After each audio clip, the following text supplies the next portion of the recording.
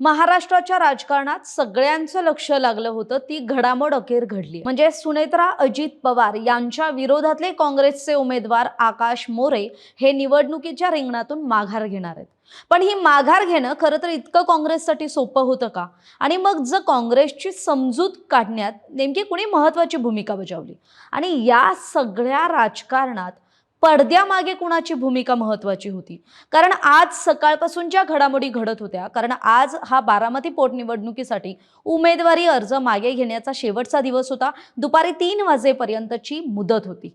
पण 1:30 वाजता खरं तर काँग्रेस प्रदेशाध्यक्ष हर्षवर्धन सपकाळ यांनी पत्रकार परिषद घेऊन एकूणच निवडणुकीचं चित्र हे पूर्ण स्पष्ट केलं। आणि हे चित्र स्पष्ट करताना त्यांनी खरं तर सध्याच्या घडीला महायुती आणि महाविकास आघाडी या दोन्ही बाजूकडून खरं तर ही निवडणूक म्हणजे बारामतीची पोटनिवडणूक बिनविरोध व्हावी यासाठी खरं तर प्रयत्न केले जात होते। आणि मग त्याच्यात कुठेतरी श्रेयवादाची सुद्धा लढाई होतीये का हे सुद्धा पाहायला मिळत होतं। त्यामुळे नेमकं काय घडलंय हे सगळं सांगणारे या व्हिडिओत, त्यासाठी हा व्हिडिओ शेवटपर्यंत बघा। आधी जसं म्हटलं की बारामती विधानसभा पोटनिवडणुकीच्या पार्श्वभूमीवर राज्यातल्या राजकीय घडामोडींना वेग आला होता। काँग्रेसमध्ये उमेदवारी मागे घ्यायची की नाही आणि मग बारामती पोटनिवडणूक लढायची का यावर खरं तर सखोल चर्चा सुरू होती। याच दरम्यान खरं तर आजची सकाळ ही खऱ्या अर्थानं राष्ट्रवादी काँग्रेस शरदचंद्र पवार पक्षाकडून एकूणच सगळं राजकीय चित्र पालटवणारी ठरली। म्हणजे कालपर्यंत सुप्रिया सुळे ज्या खरं तर या बारामती पोटनिवडणुकीबाबत जर सांगायचं झालं आणि बिनविरोध करण्याबाबत सांगायचं झालं तर त्यांनी खरं तर आपले भाचे पार्थ पवार यांनी काँग्रेसवर केलेल्या टीकेचा ज्यावेळेस विषय आला त्यावेळेस त्यांनी खरं तर पार्थ पवारांवर थेट न बोलता पण त्यांनी काँग्रेसच्या एकूणच कारकिर्दीचा आढावा आणि काँग्रेसचं महत्त्व हे खरं तर आपल्या भाच्याला माध्यमांमधून का होईना पण समजावून सांगितलेलं पाहायला मिळालं। आणि मग आज पहाटे खरं तर आमदार रोहित पवार यांनी थेट काँग्रेस प्रदेशाध्यक्ष हर्षवर्धन सपकाळ यांची भेट घेतली, त्यांच्याशी सविस्तर संवाद साधला आणि या भेटीमध्ये खरं तर त्यांनी वेगवेगळ्या मुद्द्यांना हात घातला। पहिला मुद्दा हाच होता की काँग्रेस पक्षाची जी भूमिका होती ती म्हणजे अजित पवारांच्या मृत्यूबाबत FIR नोंदवण्यासंदर्भात FIR नोंदवला गेला पाहिजे आणि त्याबाबत तपास हा निपक्षपाती आणि पारदर्शी झाला पाहिजे। जी मागणी खरं तर मागील काही काळापासून रोहित पवारांनी लावून धरली होती त्याच मागणीला पुढे करत किंवा त्याच मागणीची ही खरं तर काँग्रेस पक्षाकडून ओढली जात होती। आणि खरं तर काँग्रेस पक्षाच्याच सहकार्यामुळे कर्नाटकात का होईना पण अजित पवारांच्या अपघातासंदर्भातला गुन्हा हा आता तपासासाठी बारामती ग्रामीण पोलिसांकडे वर्ग करण्यात आलाय। ही सगळी घडामोड घडत असताना या घडामोडीबाबत किंवा या काँग्रेस पक्षाच्या भूमिकेचं समर्थन करतानाच खरं तर बारामतीकरांच्या भावनांचा विचार करता आणि बारामतीतली सध्याची परिस्थिती लक्षात घेऊन राजकीय दृष्ट्या जी महाराष्ट्रात चालत आलेली परंपरा आहे, संस्कृती आहे, प्रथा आहे तिचा एक मान ठेवून खरं तर काँग्रेस पक्षानं बारामती पोटनिवडणुकीतून आपला उमेदवार मागे घ्यावा, त्याने उमेदवारी अर्ज मागे घ्यावा, याबाबत सकारात्मक भूमिका घ्यावी यासाठी खरं तर त्यांनी आवाहन केलं आणि त्यासाठी त्यांनी प्रयत्नही केले। तर अजित पवारांच्या राष्ट्रवादी काँग्रेस या पक्षाचे जे राज्यसभेचे खासदार आहेत पार्थ पवार यांनी काँग्रेस पक्षावर केलेली जी टीका होती डाऊनफॉल संदर्भात की काँग्रेसचा आता डाऊनफॉल सुरू झालाय, तर हे वक्तव्य काँग्रेस पक्षश्रेष्ठींना, काँग्रेसच्या महाराष्ट्रातल्या बड्या नेत्यांना सुद्धा रुचलेलं दिसलं नाही आणि त्यामुळेच खरं तर पार्थ पवारांनाही मागील काही दिवसांपासून टीकेचा सामना करावा लागला। आणि विशेष म्हणजे याच वेळी खरं तर त्यांच्या वक्तव्याबाबत शरद पवारांकडून आलेलं स्मितहास्य असेल, सुप्रिया सुळेंची जी सावध प्रतिक्रिया असेल, त्यांनी खरं तर माध्यमांमध्ये एक चर्चा सुरू केली होती। पण पार्थ पवारांच्या याच भूमिकेबाबत खरं तर रोहित पवारांनी काँग्रेस पक्षश्रेष्ठींची आणि विशेषतः काँग्रेसच्या प्रदेशाध्यक्ष हर्षवर्धन सपकाळ यांच्याकडे आज दिलगिरी व्यक्त केली। कारण पार्थ पवार हा शेवटी रोहित पवारांचा चुलत भाऊ आहे, एकाच फॅमिलीतले ते आहेत, एका कुटुंबातले असल्यामुळे भावनिक दृष्ट्या पार्थ पवारांनी झालेली चूक सुधारवण्याचा प्रयत्न रोहित पवारांनी केला।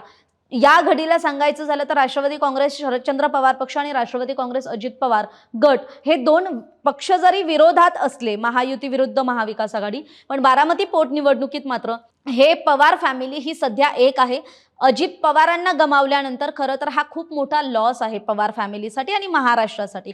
त्यामुळे एका कर्तृत्ववान महाराष्ट्रातल्या बड्या नेत्याला गमावल्यानंतर त्या ठिकाणची निवडणूक ही बिनविरोध व्हावी अशी सर्वपक्षीय नेत्यांची मागणी असताना काँग्रेस पक्ष मात्र त्यांच्या अपघातासंदर्भात FIR नोंदवला जावा, त्याचा तपास केला जावा या मागणीवर ठाम होतं. पण त्याला कुठल्याही पद्धतीनं मुख्यमंत्री देवेंद्र फडणवीस असेल, गृहमंत्री सुद्धा तेच आहेत आणि राज्य सरकारकडून सकारात्मक प्रतिक्रिया मिळालेली नाही. आणि मग या पार्श्वभूमीवर काँग्रेस पक्ष मात्र आपल्या निवडणूक लढवण्याच्या भूमिकेवर ठाम होता. पण म्हणतात ना, राजकारणात शेवटच्या क्षणापर्यंत काहीही घडू शकतं आणि तेच झालं. दुपारी 3 वाजेपर्यंत खरं तर उमेदवारी अर्ज मागे घेण्याची शेवटची मुदत होती. त्यामुळे शेवटच्या 1.5-2 तासात आणि खरं म्हणायला गेलं तर आज सकाळपासून म्हणजे रोहित पवारांनी हर्षवर्धन सपकाळांच्या भेटीला जाणं आणि सुप्रिया सुळे, शरद पवारांनी दिल्ली स्तरावर आपली ताकद दाखवणं, म्हणजे सुप्रिया सुळे असतील, शरद पवार असतील यांनी सुद्धा याविषयी खरं तर आपली बाजू ही काँग्रेस पक्षश्रेष्ठींपर्यंत सुयोग्यरित्या पोहोचवली आणि मग त्यातूनच आपल्याला आजचा हा निर्णय पाहायला मिळाला की काँग्रेस प्रदेशाध्यक्ष हर्षवर्धन सपकाळ यांनी बारामतीतून काँग्रेसचे उमेदवार आकाश मोरे हे उमेदवारी अर्ज मागे घेतील असं जाहीर केलं. पण याच वेळी त्यांनी 2 महत्त्वाच्या गोष्टी अधोरेखित केल्या. एक म्हणजे भारतीय जनता पक्ष हा विषारी आणि विखारी आहे आणि भाजप विरुद्ध काँग्रेस हा संघर्ष पुढच्या काळातही कायम राहील.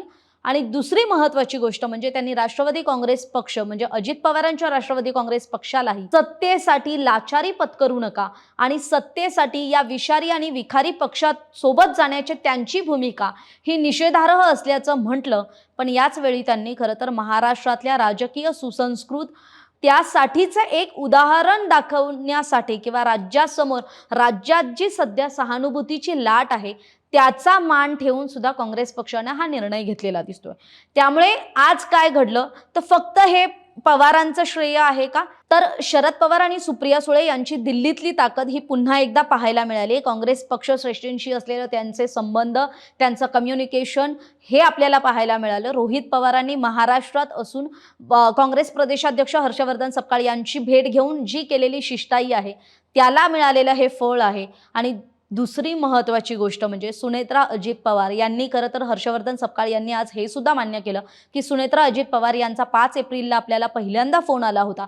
पण सुनेत्रा पवारांच्या आवाहनानंतरही काँग्रेस पक्ष हा मात्र लोकशाहीमध्ये निवडणूक लढवली पाहिजे या भूमिकेच्या दृष्टीनं विचार करत होता आणि त्या भूमिकेतून खरं तर त्यांनी 6 एप्रिलला आकाश मोरेंच्या रूपानं आपला उमेदवार रिंगणात उतरवला होता. पण आज पुन्हा एकदा सुनेत्रा पवारांनी काँग्रेस प्रदेशाध्यक्ष हर्षवर्धन सपकाळ यांना फोन फिरवला, त्यांच्याशी संवाद साधला, त्यांना खरं तर ही निवडणूक बिनविरोध करण्यासाठी मदत करावी, सहकार्य करावं असं आवाहन केलं. सुनेत्रा पवारांसोबतच त्यांच्याच पक्षाचे जे वरिष्ठ नेते आहेत आणि राज्याचे माजी उपमुख्यमंत्री राहिलेल्या छगन भुजबळांनी सुद्धा आज काँग्रेस पक्षाच्या प्रदेशाध्यक्ष असतील आणि काँग्रेस पक्षातले जे प्रदेश काँग्रेसमधले नेते आहेत त्यांच्याशी संवाद साधला. त्यांनी बिनविरोध निवडणुकीसाठी मदत करण्याचं आवाहन केलं. त्यामुळे हे सगळं आहे ना काँग्रेस पक्षानं वेळ व्यवस्थित हेरली. कारण काँग्रेस पक्षाला आतापर्यंत जर बघायचं झालं तर काँग्रेस पक्ष हा सध्या महाराष्ट्रात त्याची अवस्था ही मगरीसारखी झाली होती. पण आपण जर बघितलं असेल तर मागच्या 2-3 दिवसांपासून काँग्रेस पक्ष, काँग्रेसचे प्रदेशाध्यक्ष हर्षवर्धन सपकाळ हे कायम बातम्यांमध्ये आहेत, कायम चर्चेत आहेत. आता काँग्रेस पक्षाला याची गरज आहे का? तर आधीचा जर इतिहास किंवा आपण जर 2014 पूर्वी म्हटलं असतं तर परिस्थिती वेगळी होती. पण आता परिस्थिती पूर्ण वेगळी आहे.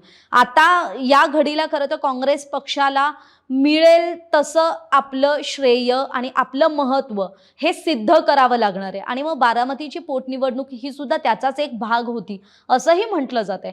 कारण जे राष्ट्रवादी काँग्रेस शरदचंद्र पवार पक्षाचे जे नेते आहेत शरद पवार, ज्यांना खरं तर फक्त महाराष्ट्रातला एक असा नेता मानला जातो ज्यांचं खरं तर जो दिल्ली दरबारी असलेला दबदबा आहे तो आपल्याला कायम पाहायला मिळाला आहे. पण याच शरद पवारांनी बारामती पोटनिवडणुकीबाबत सुद्धा अत्यंत संतुलित भूमिका मांडली. म्हणजे त्यांनी असं स्पष्ट सांगितलं की काँग्रेस हा राष्ट्रीय पक्ष आहे, त्यामुळे अंतिम निर्णय असणार आहे तो त्यांचा असणार आहे. मात्र बारामतीची जागा ही अपघाती रिक्त झाली आहे. महाराष्ट्राने एक कर्तृत्ववान नेता गमावलाय, त्यामुळे ही निवडणूक बिनविरोध होणं हे या घडीला योग्य ठरेल हा पवारांचा सल्ला होता.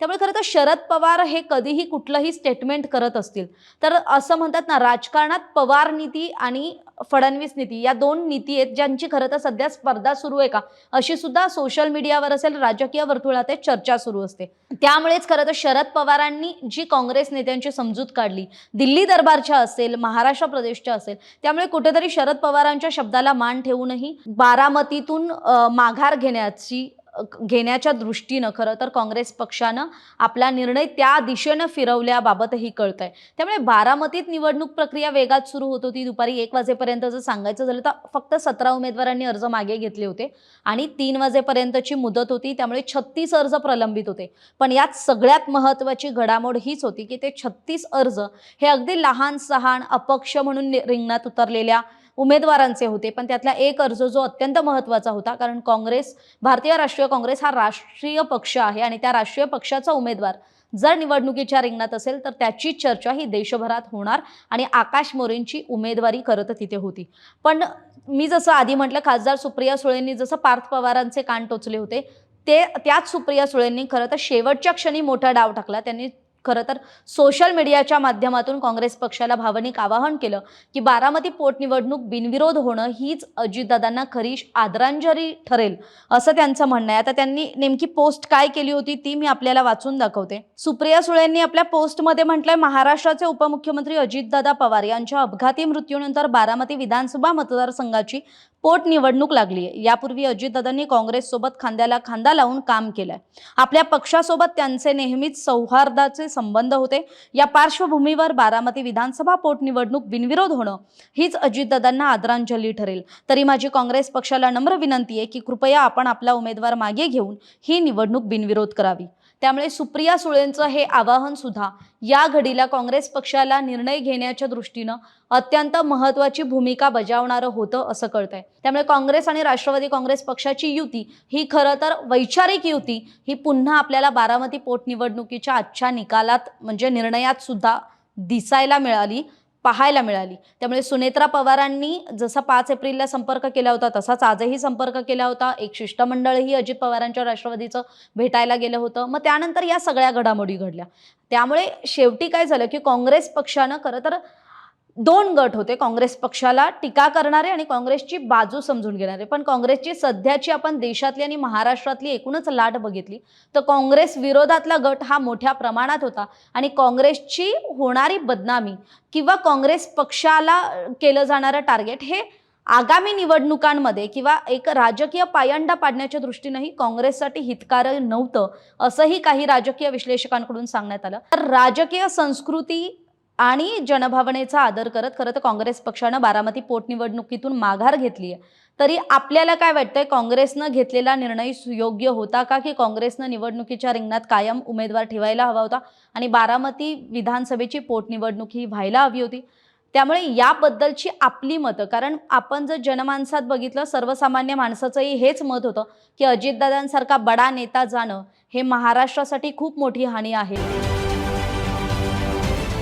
महाराष्ट्रातील सर्व बातम्यांचे विश्वासार्ह व्यासपीठ, सकाळच्या सर्व सोशल मीडिया प्लॅटफॉर्मला लाईक, फॉलो आणि सबस्क्राईब करा. तसंच